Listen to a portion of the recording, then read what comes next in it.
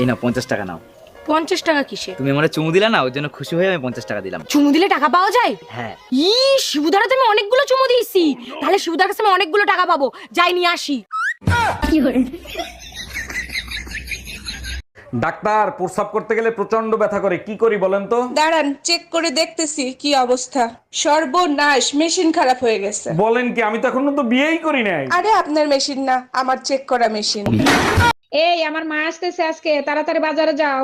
এমনিতেই চুলকানির যন্ত্রণায় বাঁচতেছি না, তার উপর আবার বিখাউজ আসতেছে। একটা বাজে কথা বলবা না, বাজারে যাও, নতুন নতুন যা উঠছে কিনে নিয়ে আসো। শুনছি বাজারে নাকি বিখাউজের নতুন স্প্রে বের হয়েছে, নিয়ে আসবো নাকি? নিয়ে আসো, তোমার মা আর বোনের গায়ে লাগাবো।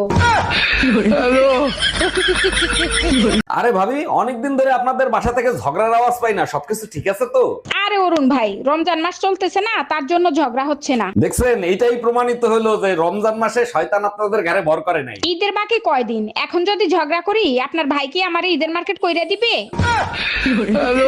ঘুম থেকে উঠেই মোবাইল চালানো শুরু করছো, তোমাকে দেখে ছেলে কি শিখবে? আচ্ছা ঠিক আছে, এই যে ফোন রেখে দিলাম। আশেপাশের ভাবিদের দেখা বন্ধ করো, ছেলে তোমাকে দেখে কি শিখবে? 1 মিনিট। আচ্ছা বাবা, তুমি বলো, এই পর্যন্ত তুমি আমাকে দেখে কি শিখছো? তোমাকে দেখে এটাই শিখেছি, জীবন আর দায় করে বিয়ে করবো না কোনোদিন। আচ্ছা ভাবি, একটা কথা কইতাম, রাগ করবেন না ভাই, কোন? আপনি যে সুন্দরী, আমার ভাই যে কালা, মাথা চুল নাইগা, আপনারে কিভাবে পড়াইলো এই রহস্যটা জানলাম না। কেন, আপনিও পটাইতে চান নাকি? রহস্যটা কইলে একটু চেষ্টা করতাম। আরে রহস্য টহস্য কিছু না, আপনার জমিটা আমার নামে লিখে দিলি তো পড়ে যায়।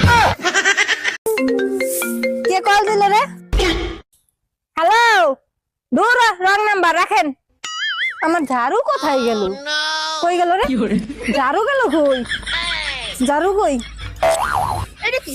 এটা কি? বলছি, এইটা কি ঝুনঝুনি পোদ্দারের বাড়ি? না না, ঝুনঝুনি পদ্মার 3 বছর আগে এই বাড়িটা আমাকে বিক্রি করে দিয়ে তো চলে গেছে। সে তো এখন এখানে থাকেনি। কিন্তু ভাই তুমি কে? ঝুনঝুনি পোদ্দারের নামে একটা পার্সেল ছিল, পার্সেল দিতে আসছি আমি। আসলে আমার নামই ঝুনঝুনি পদ্মার। আসলে আমি ভাবছিলাম তুমি কিস্তিওয়ালা, লোনের টাকা আনতে আসছো।